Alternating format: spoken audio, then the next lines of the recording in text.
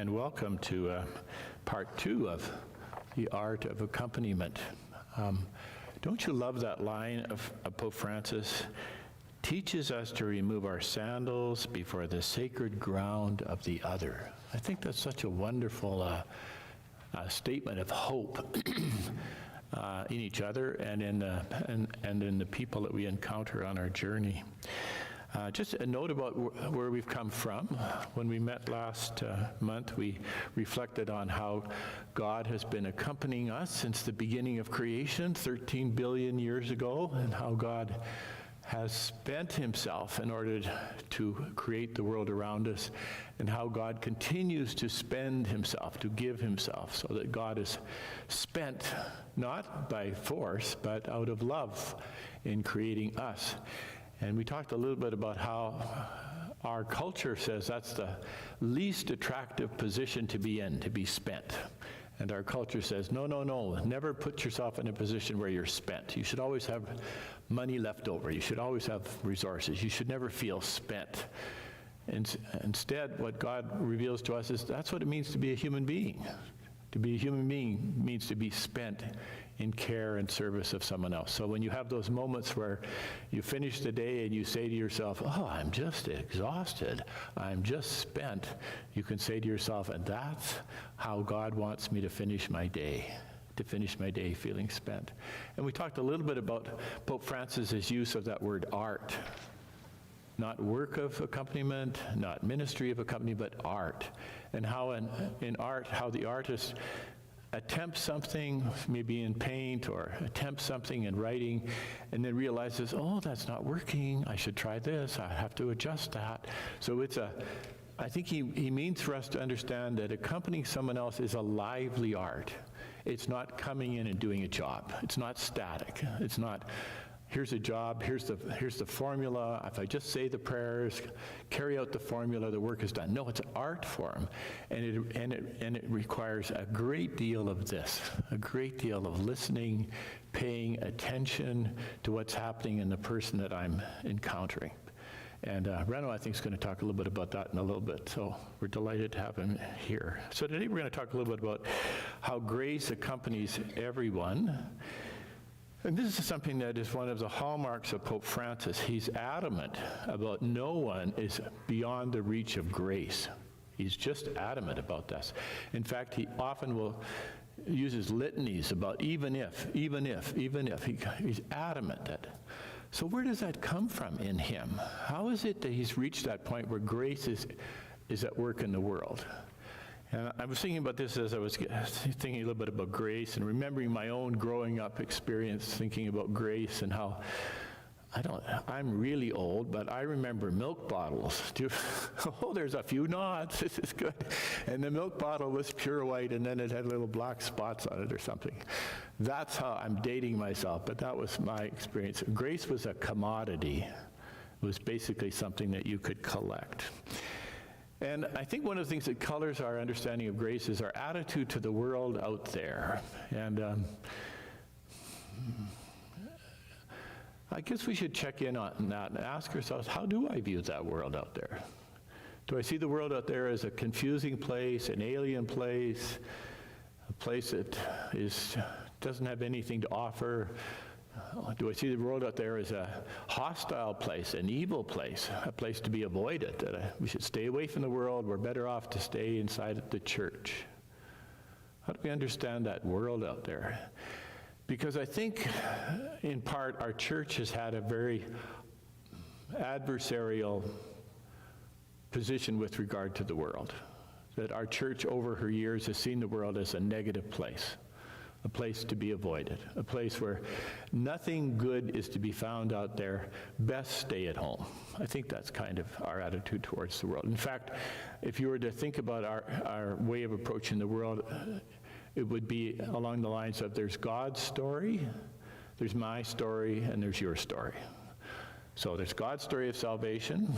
I, the priest, or the catechist, or the pastoral minister, or the caregiver, I know God's story, and I'm here in your hospital room, or your church, or wherever, and I'm going to deliver God's story to you who have nothing. So until you get God's story from me or from the pastoral care person or from whoever's bringing communion, you have nothing. I think that's almost a way of capturing our church's attitude towards the world. I put down there these kind of interesting statements about here. True or false? The world is lost without Christ. True. The world is lost without the church. False. Isn't that interesting? Because I think our temptation is to say the world needs the church. The church is lost without the world. True. Pope Francis would say that's true, that the world is lost without the church because Christ is in the world. Christ is at work in the world. Christ is to be found in the world. He's out there. Christ is out there. And so the church needs the world to discover Christ. We are helpless without the world. I think that's a wonderful declaration from Pope Francis, that we actually have to have the world in order to discover Christ. And even our own religious tradition contains some surprises in it about how God is at work in the world. So we have these two little snapshots. One is from Moses, and I think Jim's just going to read that for us so we can kind of hear that with a different voice.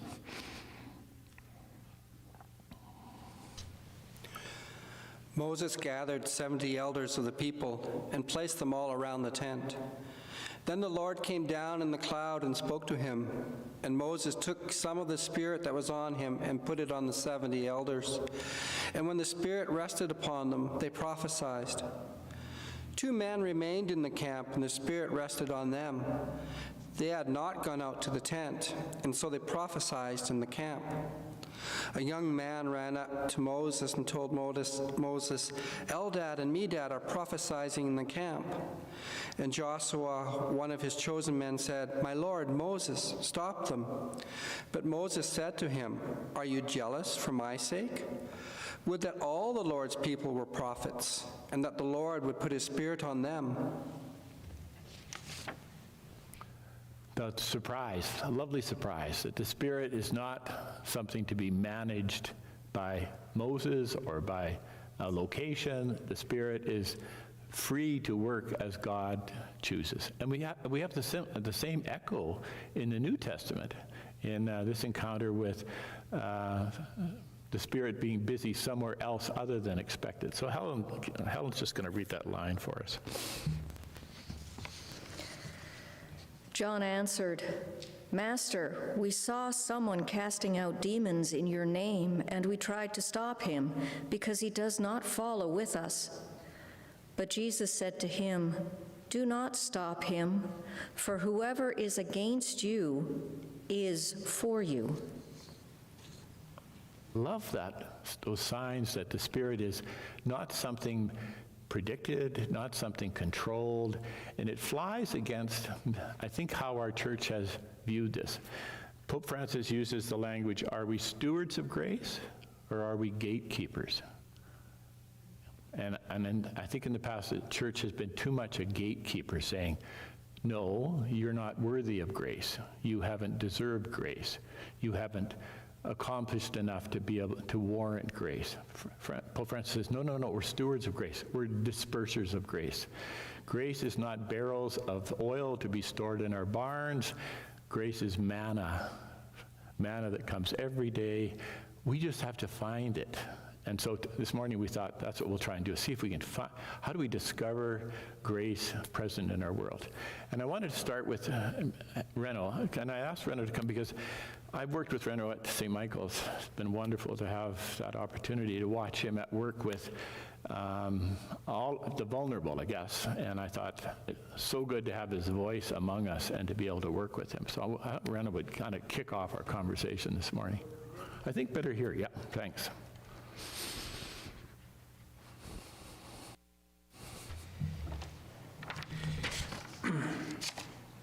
Thanks, Father Tim. It's always good to have you over there because it's a representation of the human family. We're all in this together. And I'm grateful for what you gave me, a little passage from Pope Francis about God is in every person's life. Sometimes, we think we're bringing God somewhere to the people who don't have God. Well, God has been there long before I showed up. And imagine you and I in a desert, and we get lost, and we're out of water, and we're trying to survive. And at some point, we're starting to feel discouraged. And at some point, there as we're walking in the distance, there's an oasis, water. Just imagine what comes over us and what that can do for us. As we say, okay, I've got the ministry chaplain, you've got the title volunteer, Father Tim is ordained priest. We are a gift from God, as are the ones that we encounter. So when we come in that room, first with preparation, the Lord Jesus chose disciples to be with him first, to be with him, and then he sent them out. And because he was friends with Martha and Mary, he was able to say to Martha, your sister has chosen the better part. She wants to hear me out. She wants to be with me. So when we're in ministry, we need to pull back before we do things and choose the better part. Work this out with the Lord first. He gives us the confidence, the spirit to enter these situations that we don't know. It's like the wind, like Father says. And everyone that we encounter has a story. So we are there as a presence, allowing that story to unfold and to see where God is in the story. There's the big story that we heard, it's in the Bible, it's in the teachings. There's the story that I'm living out, my ancestors, myself, my friends, and the people we encounter. So we just kind of, with the Spirit, put everything together. This morning, before I came, one of the nurses in palliative care asked me to see someone. And there was a person lying there, breathing, how it is towards the end, the breathing changes, and you have the child, the adult child in the room, and the struggle of seeing Mama and wondering, is she suffering? The nurses are telling me it's okay, she's got medication, and so part of him believes that, looks back to his experience of seeing his father die with the family and that. So it's all part of his world. So what's my job? Is my job to come in there and shoot prayer at him right away? No, is to sit, and if it's uneasy, that's fine. That's the way life is sometimes. And sit and listen. And find out where God is. So where was God there this morning? Or how do I see where God was? Well, first of all, in the honesty of this person, to be able to say to me, I believe in God. I just have problems with his motives, the way he does it. Like, Mom, I just want my mom to go. I don't want her to die, but at the same time, I don't like to see this. So, to me, his honesty speaks about God. And just his concern for his sibling, who's on her way from Calgary, and who is in a different emotional state. I mean, she's kind of in a chaotic place about what's happening to her mom. So he's concerned about his sister. That's where God is. So I guess the only thing I find that we are instruments of this, you know, the Spirit, the presence of Jesus who is in us. And what I could think about this morning as I was listening to him in his struggle, how about this, you know, Mary and a couple of the other women and the disciple John, we are told, were at the foot of the cross. What were they doing? They were just being present to what was happening. And who knows what was going on, but I mean, they were there. And that's an important part of reaching out. People have all kinds of different conditions. We encounter people with cognitive difficulties. You know, we see the different dementias out there. And we wonder, is there still somebody there? Well, if we risk being with them in that presence and with the openness, they will tell us something of their story, and they will benefit from our attention of being there. That connection is a great gift that we can give to people.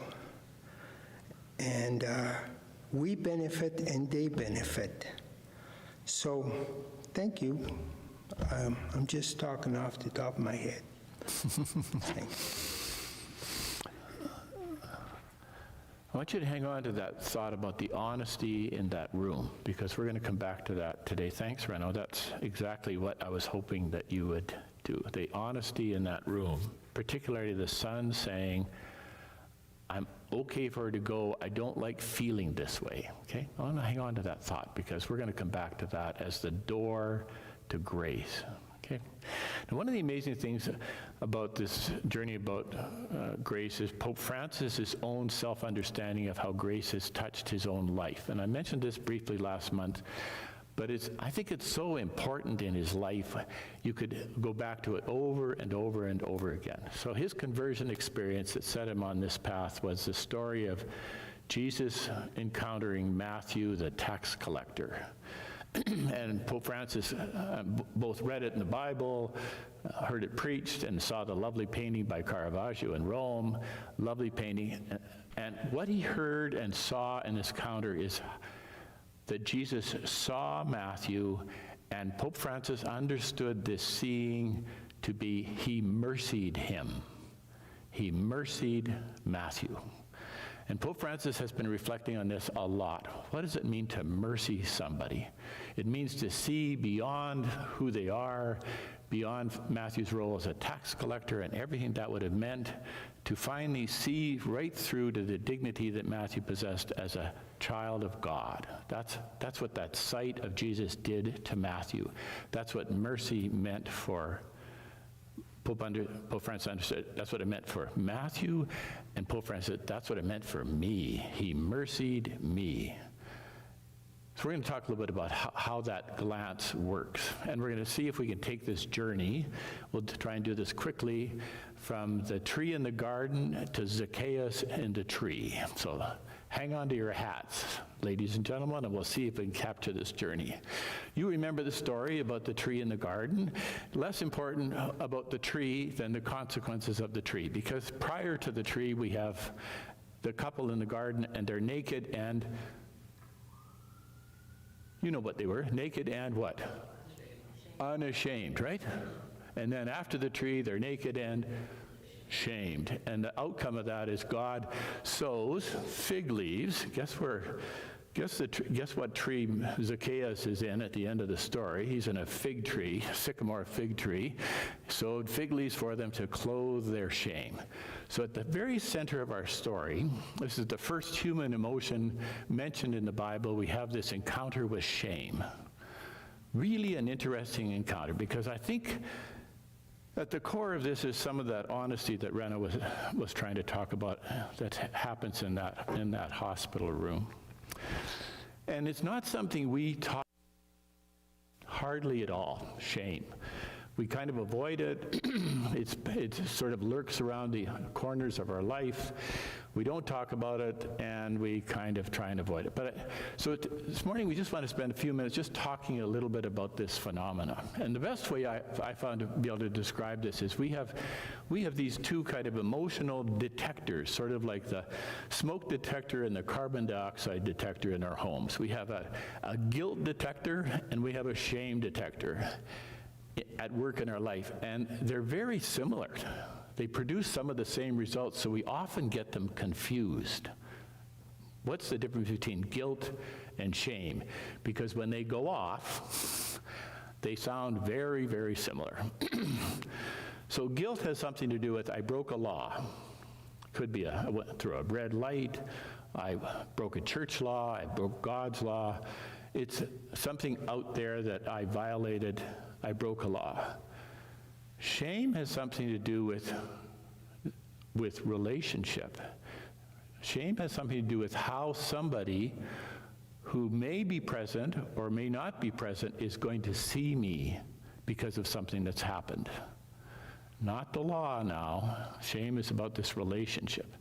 The way you deal with guilt is you seek forgiveness, and it works. And you can do it in the church, go to the sacrament, ask somebody's forgiveness. That's how you deal with guilt. It's not how you deal with shame. The way you deal with shame is you deal with shame through acceptance. Somebody has to accept me for my shame to go away. So they're two very different realities. And because we have lots of confusion about the law, we often get them quite mixed up. So at the center of shame is this idea that something has gone wrong, and it either could have been an accident. I feel that I'm at fault. Initially, I'm going to be angry. I could even be depressed.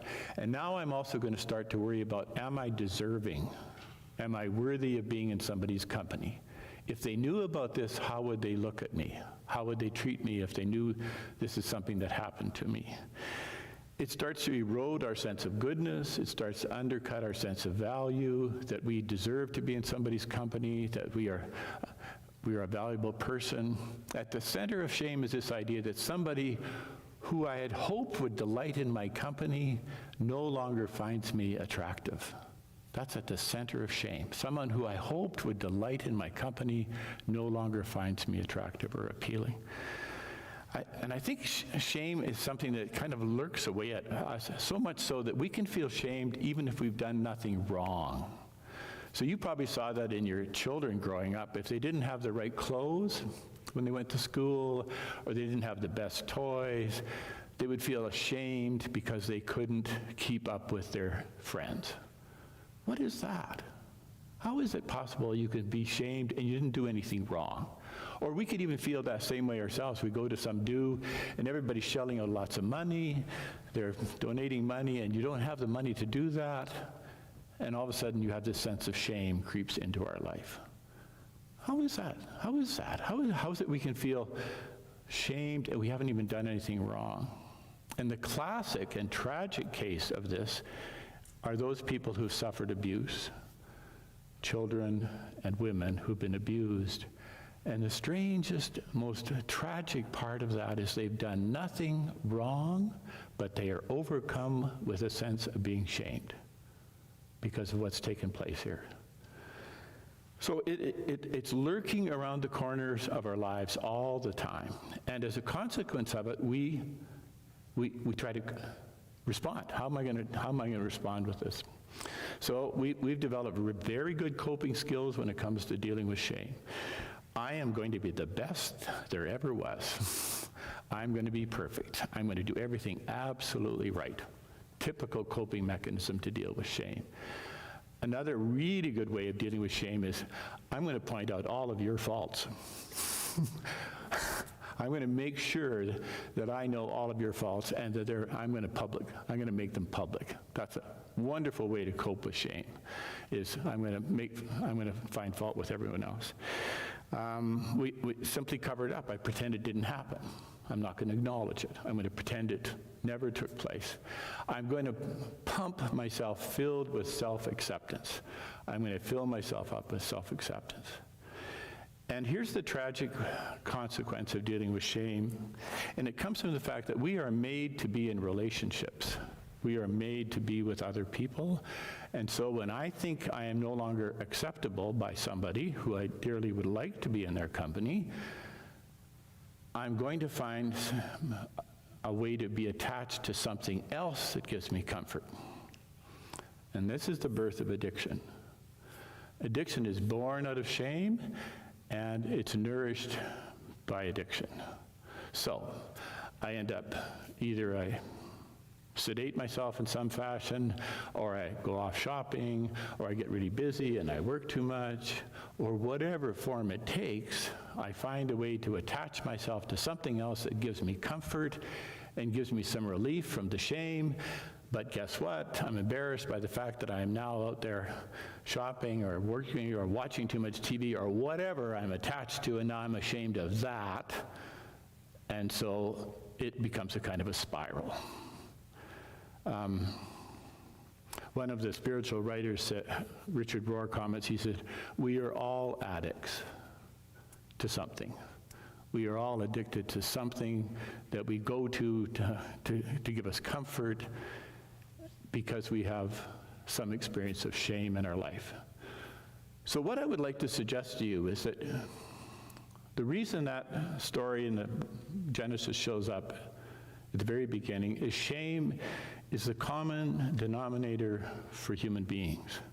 It's not oddity. It doesn't just happen to some people. It happens to everyone. And we have Paul's wonderful line. Remember that line about, I wish I could do the good that I do. Instead, I do the things I wish I wouldn't do. Well, what's the consequence of that? The consequence of that is shame. So where do we go to find the answer? And I think it's found in the oddest of places. So we're going to just listen to this little snapshot of the call of Nathaniel.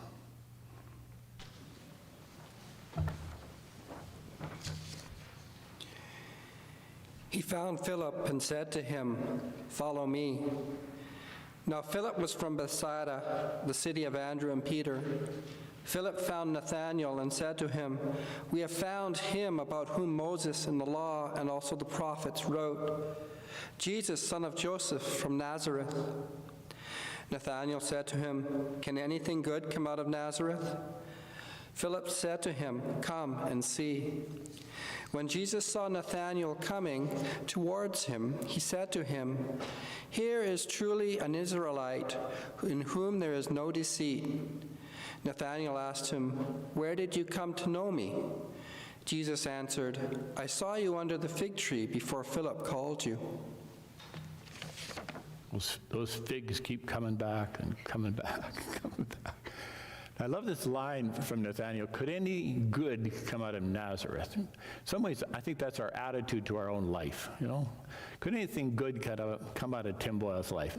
No, it's too boring, it's too flat, he's such a hypocrite about so many things. There's nothing good going to be found in this life. And I think we view our own lives that way too. Say, no, there's nothing good going to come out of my life. The response to that on the part of Jesus and Philip is, come and see. Come and see what's to be found in your own life. But don't forget this experience of shame, because that shame, as it did in the garden, it leaves us naked. And at some point, we're going to want to find some way to clothe ourselves with that. So one of the stories I think that really captures this well for us is the story of Jesus encountering Zacchaeus. So we'll just listen to that story, and then we'll just reflect on what Jesus accomplished in this meeting that he has with Zacchaeus. So just listen to this story about Zacchaeus. He entered Jericho and was passing through it. A man was there named Zacchaeus. He was a chief tax collector and was rich. He was trying to see who Jesus was, but on account of the crowd, he could not, because he was short in stature. So he ran ahead and climbed a sycamore tree to see him, because he was going to pass that way. When Jesus came to the place, he looked up and said to him, "Zacchaeus, hurry and come down, for I must stay at your house today." So he hurried down and was happy to welcome him. All who saw it began to grumble and said, "He has gone to be the guest of the one who is a sinner." Zacchaeus stood there and said to the Lord, "Look, half of my possessions, Lord, I will give to the poor, and if I have defrauded anyone of anything, I will pay back 4 times as much." Then Jesus said to him, "Today salvation has come to this house, because he too is a son of Abraham. For the Son of Man came to seek out and to save the lost." So we've got to somehow kind of be Zacchaeus for a minute, see if we can understand. So here's Zacchaeus. He's a tax collector. That means he's in league with the Roman imperialists. He's taking advantage of his position of power to rob people, basically. He owes some money to Rome, but he's going to make sure he gets plenty of money for himself. And he knows he's doing this. So can you begin to feel that Zacchaeus is not a very popular figure in the village? People don't like him, they look down upon him, and also he's short. Now, there's something about that simple statement in there that I think also helps to capture Zacchaeus' situation. You know, you can look down on somebody a lot easier if they're short. And of course, everybody would know that about him. And you can imagine the mockery that Zacchaeus would endure. Imagine that shame. So here he is hiding in the sycamore tree, wanting to see Jesus. But in the story, it's really interesting. Jesus sees him first. I think that's not an accidental line. Jesus sees him, and Jesus also sees the scene. So the people would have been aware Zacchaeus is there. They would have known who he was. Zacchaeus would have had this burden of shame. This is my job. I'm taking advantage of people. I'm short. They look down upon me. And people look down upon him. And Jesus sees him, and then he says, "I must stay at your house." And he gets this reaction. He's staying at the house of sinners. All of that is really deliberate, because what Jesus wants to say is, I know your shame, Zacchaeus. I know your embarrassment. I know how you feel about yourself and the loathing that you have, the self-hate that's in your heart. I know how much people despise you, and I'm going to come and stay with you. And I'm going to endure all of the catcalls. Look at him, staying at the house of a sinner. Look at him. Doesn't he know better? So what we get a glimpse in here about Jesus bearing Zacchaeus' shame. And I think that's a really key part of, I think, how Jesus understood his ministry. And I think it's what Pope Francis understands about how grace begins to appear. Grace appears in Zacchaeus' life because somebody, Jesus, bore his shame, shared his experience of shame, shared his experience of being ridiculed, shared his experience of being looked down on, shared his experience of being vulnerable, about being naked. And look what happens to Zacchaeus. Once somebody shares his shame, Zacchaeus begins to see with different eyes. Now Zacchaeus begins to look out at the world, and he sees the world differently. Zacchaeus now begins to see with some of the tenderness that Jesus sees. That's the transformation that's taken place in Zacchaeus. And I think the key to that is this idea of bearing another's shame. In the letter to the Hebrews, we have this wonderful line, Jesus was not ashamed to call us his brothers and sisters. He's not ashamed to do that. He's quite willing to bear our shame, to share in our experience of feeling bad about ourselves, feeling guilty about something, feel we failed somewhere, feeling that we are inadequate, we're not deserving of other people's company. Jesus wants to share that experience with us, providing we acknowledge it, providing we get past all of our coping skills and say, oh, yes, I know I try to be perfect, yes, I know I do this, but I know here I have been ashamed. I have had this experience of shame, and Jesus has looked at me, and he's borne my shame. He's shared my shame, and he's clothed me in his own dignity. He's clothed me in his glory. That's the effect of coming into somebody's house and spending time with them. You're kind of sharing, what Jesus was doing was sharing his glory with the household of Zacchaeus. And that, I think, is the ministry and the mission of the church. The role of the church is we're here to embody Christ. We're here to embody Christ, whether it's in our home with the people we're living with or in our ministry somewhere. We're there to embody Christ. What does Christ do? Christ recognizes where there is shame, and he goes to bear the shame. I'm going to spend time in their shame. I'm going to share their experience of looking down on themselves, feeling lost, feeling unworthy, feeling undeserving. I'm going to share in that experience. Really interesting, because confession doesn't heal shame. Doesn't do anything for shame at all.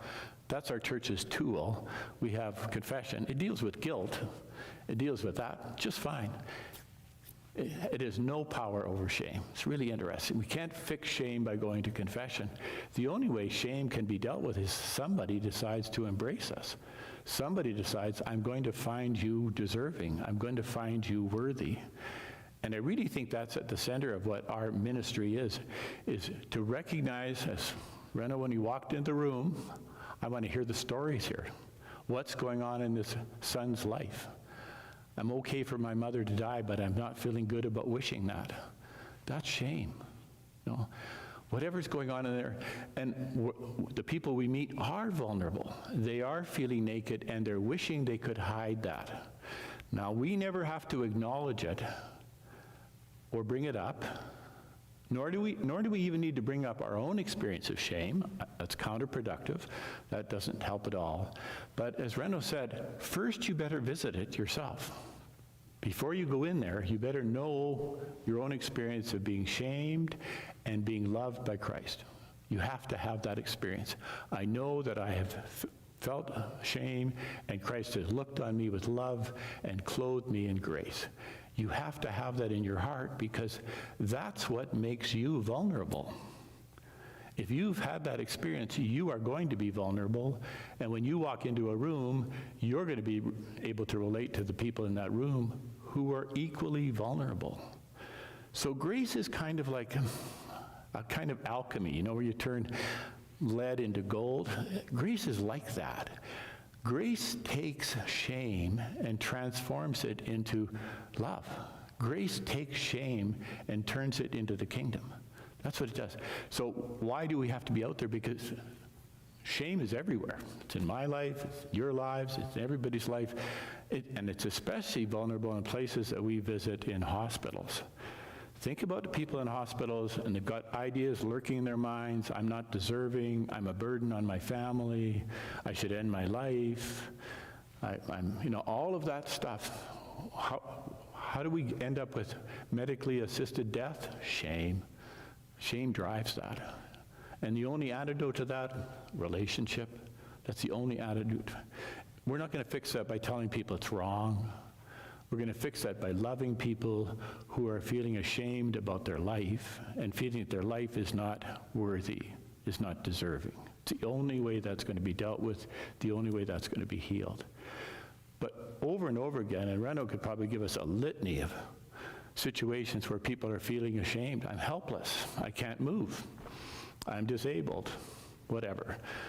All of that produces shame. All of that is a source of shame. And the only way out of that is somebody comes and, knowing their own shame, so they're vulnerable, we are no help at all if we walk in and we're not aware of our own weakness, our own sense of shame. We're no help to anybody because we're not going to have any empathy, we're not going to have any understanding, we're going to be too aloof and too distant and too far removed to come even close to them. We have to have our own experience of shame. We have to know what it is. We have to know that Christ has looked on us with love. He's embraced us. And then I can have this encounter. And then I can sit with them. And then I can listen to them. And then I can communicate to them that they are loved. Then I can clothe them with the grace of Christ. Then I can restore them to their dignity.